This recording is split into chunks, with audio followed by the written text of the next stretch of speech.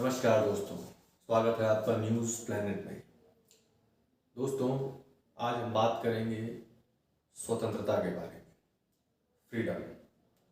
दोस्तों, हम सब जानते हैं कि स्वतंत्रता किसी भी मनुष्य, समाज, समुदाय या देश के लिए कितना महत्व रखता है। स्वतंत्रता पाने के लिए ही बहुत सारे देशों ने लड़ाइयाँ लड़ी, बहुत सारे समाजों ने लड़ाइयाँ लड़ी, कई बार व्यक्ति को भी अपनी स्वतंत्रता के लिए लड़ना पड़ता है। तो स्वतंत्रता एक बहुत ही महत्वपूर्ण अंग है हमारे जीवन का। स्वतंत्रता के बारे में अलग अलग प्रकार की धारणाएं हैं और अलग अलग विचारकों ने, अलग अलग लोगों ने अपने अपने हिसाब से स्वतंत्रता के मायने गढ़े हैं। समाज, परिस्थितियाँ और देश काल, इसके अनुसार हर चीज़ की परिभाषा बदलती है, तो स्वतंत्रता की परिभाषा भी बदलती है। लेकिन जो स्वतंत्रता का फंडामेंटल तत्व है, मूल तत्व है, वो लगभग हर समाज और देश में, परिस्थिति में और समय में एक जैसा रहता है। स्वतंत्रता के बारे में जो सबसे बेहतरीन कॉन्सेप्ट अभी तक आया है वो है जॉन स्टुअर्ट मिल का। जॉन स्टुअर्ट मिल ने स्वतंत्रता की बहुत ही बृहद संकल्पना पेश की थी। उन्होंने अपनी एक किताब लिखी थी ऑन लिबर्टी। उसमें उन्होंने स्वतंत्रता की बहुत ही व्यापक संकल्पना प्रस्तुत की थी। स्वतंत्रता के बारे में मिल का मानना था कि जो स्वतंत्रता है वो इंसान की सबसे बेहतरीन चीज़ है। जो एक बार स्वतंत्रता का स्वाद चख लेता है वो कभी इसे छोड़ना नहीं चाहता है, और सारे सुख और सारे अधिकार एक तरफ और स्वतंत्रता एक तरफ। उनका मानना था कि स्वतंत्रता ही जो है वो मनुष्य को मनुष्य बनाती है। उन्होंने स्वतंत्रता की व्यापक परिभाषा अपने समय और परिस्थिति के हिसाब से डिफाइन की थी। दरअसल उनके समय में एक उपयोगितावादी आंदोलन चल रहा था, जिसके प्रमुख नायक थे बेंथम। बेंथम ने उपयोगितावादी सिद्धांत के अनुसार बताया था कि अधिकतम लोगों का अधिकतम सुख ही सबसे महत्वपूर्ण है। इसका मतलब सारे सुखों को एक जैसा मान लिया था उन्होंने, और उसमें उन्होंने जो सुख है या स्वतंत्रता है उसकी क्वांटिटी की अपेक्षा, उसकी क्वालिटी की अपेक्षा उसकी क्वांटिटी को ज़्यादा महत्व दिया था। मतलब स्वतंत्रता जो है उसकी गुणवत्ता इंपॉर्टेंट नहीं है, उसकी क्वालिटी इंपॉर्टेंट नहीं है, बल्कि कितनी मात्रा में लोगों को मिल रही है ये इंपॉर्टेंट है, बेंथम के अनुसार। लेकिन मिल ने इस चीज़ को पूरी तरह से बदल दिया। वो व्यक्तिवाद, उदारवाद और नैतिक मूल्यों के बहुत ही बड़े हिमायती थे। तो दोस्तों, जॉन स्टुअर्ट मिल ने अपनी स्वतंत्रता की संकल्पना के अनुसार जो सबसे महत्वपूर्ण तत्व बताया था वो ये है कि व्यक्ति की दो तरह की स्वतंत्रताएं होती है व्यक्ति के पास, एक आत्मपरक और एक अन्यपरक। जो आत्मपरक स्वतंत्रता होती है उसका सीधा कनेक्शन केवल व्यक्ति से होता है। ये व्यक्ति की इंडिविजुअल फ्रीडम है, मतलब उससे और किसी का कोई लेना देना नहीं है। लेकिन जो अन्यपरक स्वतंत्रता है उसका प्रभाव समाज पर भी पड़ता है। तो जो अन्यपरक स्वतंत्रता है इसका प्रभाव समाज पर भी पड़ता है, उसमें सरकार को कभी कभी ज़रूरत के अनुसार रोक लगाना चाहिए। जैसे कि उनका कहना है कि अगर कोई व्यक्ति पुल पार कर रहा है और उसे नहीं मालूम कि पुल पार करने में खतरा है, वो नदी में गिर सकता है, पुल डैमेज है, तो ऐसे में उस व्यक्ति को पुल पार करने से रोकना, चाहे भले ही ज़बरदस्ती रोकना पड़े, ये तर्कसंगत है, ये सही है, क्योंकि उसकी जान जो है उसके पुल पार करने की इच्छा से ज़्यादा महत्वपूर्ण है, उससे सुरक्षित होना ज़्यादा महत्वपूर्ण है। इसीलिए उसको पुल पार करने से रोक देने में कोई बुराई नहीं है, भले ही इसको जबरदस्ती करना पड़े। तो इस तरीके से उन्होंने स्वतंत्रता की व्याख्या की। क्योंकि उस समय उपयोगितावादी जो सिद्धांत था उसके अनुसार उनका ये कहना था कि जो बाजार है उसको मुक्त रूप से छोड़ देना चाहिए, उसको सरकार को ज़्यादा इंटरफेयर नहीं करना चाहिए। लेकिन मिल का तर्क था कि बाजार अपने आप में पूरी व्यवस्था नहीं है, कभी कभी सरकार को ज़रूरत के हिसाब से बाजार में इंटरफेयर भी करना चाहिए, हस्तक्षेप भी करना चाहिए। तो इस तरह से उन्होंने स्वतंत्रता की परिभाषा गढ़ी। उनका ये कहना था कि व्यक्ति की राजनीतिक और सामाजिक प्रगति के लिए, व्यक्ति की राजनीतिक और सामाजिक जो प्रगति है वो स्वतंत्रता पर डिपेंड है। उसका जो मूल व्यक्तित्व है, उसकी जो मूल रचना है वो तभी निखर कर सामने आती है जब वो स्वतंत्र होता है, विचारों से और शारीरिक रूप से भी। उन्होंने ये भी कहा है कि जो व्यक्ति है उसकी किसी भी प्रकार के कार्य का जो मूल ऊर्जा और मूल स्रोत है उसके अंदर आत्मा में निहित है। अतः उसके अंदर आत्मा तभी पूर्ण रूप से कार्य करती है जब वो पूर्ण रूप से स्वतंत्र होता है।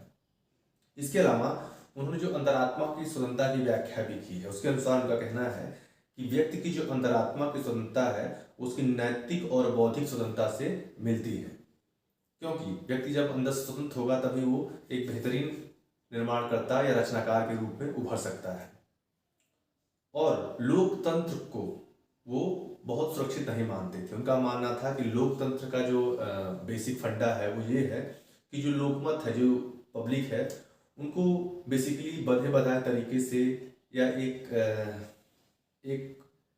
फिक्स पैटर्न पर चलने की आदत होती है। तो ऐसे में समाज में अगर कोई व्यक्ति नए तरीके से कुछ काम करना चाहता हो, नई सोच नए विचार के साथ आना चाहता हो, तो लोकमत जो है उसको इस आधार पर रोक सकता है या उसके रास्ते में बाधा पैदा कर सकता है कि इस तरह के कार्यों से उसके बधे बधाए रास्तों या बधे बधाए प्रक्रियाओं में समस्याएं आ सकती हैं। जैसे अगर कोई समाज बहुत ही पिछड़ा है, उसमें रीति रिवाज, धार्मिक अनुष्ठान, ये सारी चीज़ें बहुत ज़्यादा हैं, कर्मकांड, ये सारी चीज़ें हैं, और कोई व्यक्ति इन सब चीज़ों का विरोध करता है तो वो समाज उन चीज़ों को स्वीकार नहीं करेगा, क्योंकि उसे लगेगा कि वो व्यक्ति उनके कार्यों में बाधा डाल रहा है। तो इसलिए वो फ्रांसीसी रचनाकार अलेक्सी द ताकविल के इस विचार से सहमत थे कि लोकमत का शासन लोगों की रचनाओं को, इंडिविजुअल जो फ्रीडम है, उसको बाधित कर सकता है।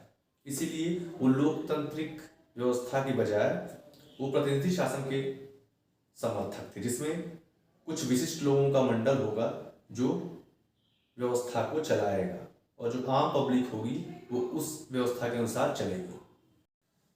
उनका ये भी कहना था कि भले ही पूरा समाज एक तरफ हो और कुछ लोगों की राय उनसे जुदा हो, मतलब अगर बहुमत का विचार एक हो और कुछ अल्पमत लोगों का विचार अलग हो उनसे, तो उनके मत को दबाना नहीं चाहिए, उनकी बात को भी सुनना चाहिए।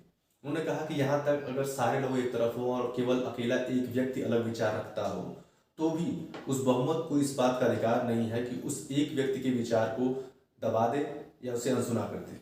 क्योंकि उनका कहना है कि जब दो विचार आपस में मिलते हैं, परस्पर विरोधी विचार, तो उसी से और सत्य का जन्म होता है, सत्य उससे और निखर कर सामने आता है। तो झूठ और सच को आमने सामने आना और आमने सामने टकराव होने से ही सच का जन्म होता है, उससे सच और निखर कर सामने आता है। इसलिए उनका कहना है कि कभी विरोधी विचारों को दबाना नहीं चाहिए, बल्कि उनको पूरी तरीके से स्थान देना चाहिए, ताकि और ज़्यादा विविध रूप में और बड़े रूप में सच सामने आए। क्योंकि सबका जो माइंड है, दिमाग है, वो सीमित है, हर आदमी एक लिमिट में सोचता है। और इस तरीके से जब हम विविध विचारों को अपने जीवन में स्थान देते हैं तो उससे जो सच है और निखर कर सामने आता है। क्योंकि अगर आप किसी विरोधी विचार को दबा देंगे तो आपको इससे मालूम नहीं चलेगा कि उसका प्रभाव क्या पड़ता है।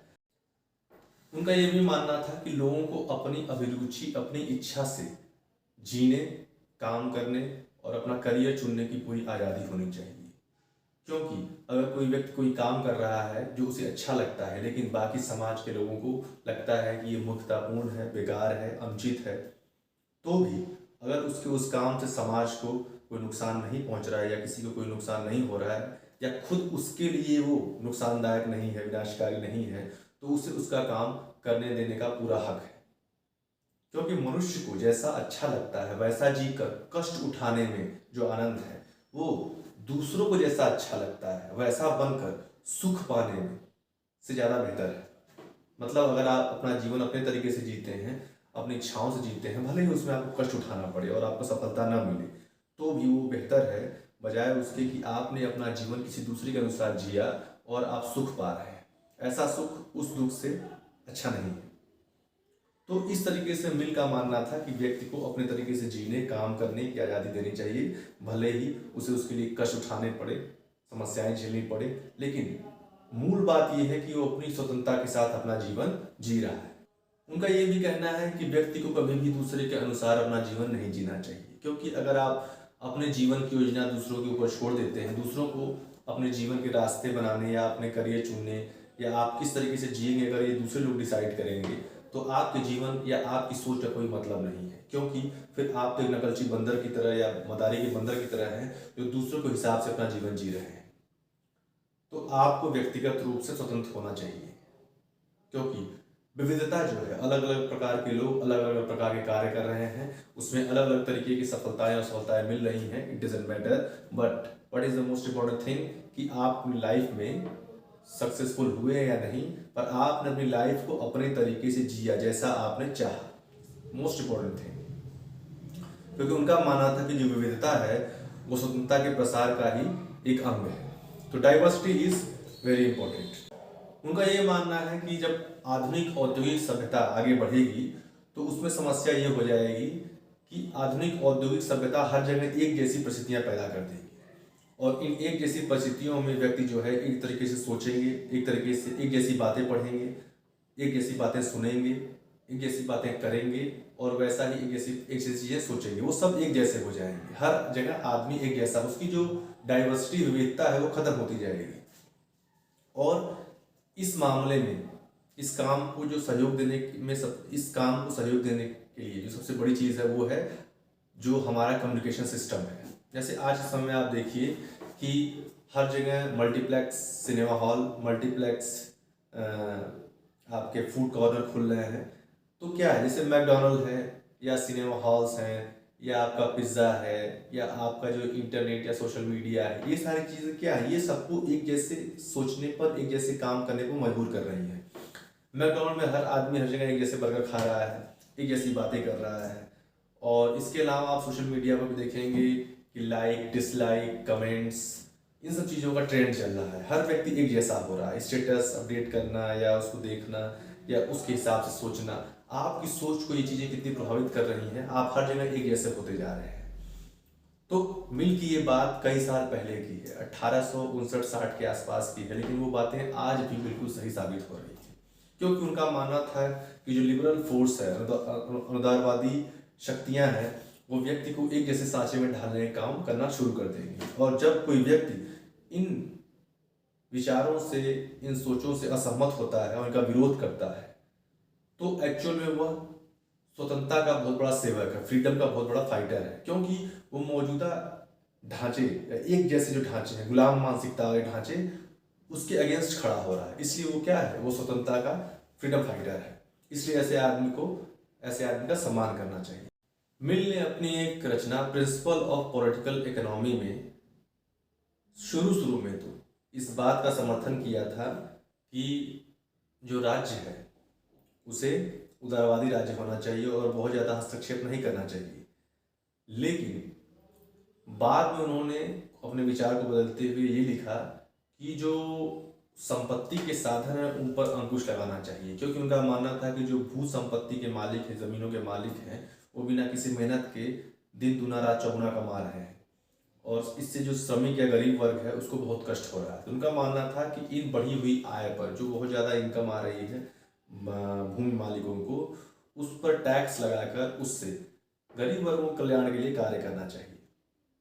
तो इस तरीके से उन्होंने अपने विचारों में समाजवादी विचारों का भी सम्मिलित किया, और उन्होंने लोक कल्याणकारी राज्य की सराहना की कि राज्य को अपने राज्य के निवासियों के लिए काम करना चाहिए। उनका ये भी मानना था कि कोई भी राज्य अपने राज्य के व्यक्तियों की स्वतंत्रता को दबाकर या उसे बौना साबित करके या उसको दबाव डालकर महान नहीं बन सकता, क्योंकि कोई भी राष्ट्र महान तभी बनता है जब वहाँ के नागरिक बेहतर होते हैं, नैतिक रूप से उच्च चरित्र के होते हैं। क्योंकि अगर किसी राज्य के व्यक्ति नैतिक रूप से उच्च चरित्र के नहीं होंगे तो न तो उच्च विचारों का आवागमन होगा, न ही उच्च सोच आएंगी। क्योंकि कोई भी देश या स्टेट महान तभी बनता है जब वहाँ के महान नागरिक महान विचारों से महान कार्य करते हैं। तो अपने देश के नागरिकों को पूर्ण रूप से नैतिक रूप से स्वतंत्र रखना चाहिए, ताकि वहाँ से बेहतर विचार मिल सकें, जिससे देश आगे बढ़ सके। इसके अलावा जो जॉन स्टुअर्ट मिल थे वो स्त्री मताधिकार, मतलब स्त्रियों को वोट देने के सबसे प्रमुख पक्षधर थे। जॉन स्टुअर्ट मिल ने अपनी एक कृति लिखी थी, सब्जेक्शन ऑफ वुमेन, जो उन्होंने अपनी पत्नी के साथ मिलकर लिखा था। तो इसमें उन्होंने कहा था कि जो स्त्री है वो पराधीन रहने के लिए नहीं बनी है, उसे भी आदमियों की तरह, मनुष्यों मेल्स की तरह फीमेल को भी बराबर इक्वलिटी या स्वतंत्रता देनी चाहिए, क्योंकि दोनों लोग बराबर स्वतंत्रता डिजर्व करते हैं। उनका मानना था कि जो स्त्रियां हैं भले ही शारीरिक रूप से और बाकी रूपों में मनुष्य आदमियों से अलग हों, लेकिन इसका मतलब यह नहीं है कि उन्हें उच्च पदों से या उच्च कार्यों से दूर रखा जाए या मताधिकार से दूर रखा जाए, क्योंकि उनका मानना था कि उनके अंदर भी वही योग्यताएं और वही कुशलताएं हैं जो आदमियों में है। तो इस तरीके से उनका मानना था कि स्त्रियों को भी बराबर मताधिकार और समाज में सम्मान देना चाहिए, क्योंकि इससे समाज का चरित्र और ऊंचा उठेगा। उनका यह भी मानना था कि उच्च चरित्र के लोगों को ही उच्च सुख प्राप्त होता है और गिरे हुए चरित्र के लोगों को वो सुख प्राप्त नहीं होता है। इसलिए व्यक्ति को अपना नैतिक चरित्र उच्च रखना चाहिए।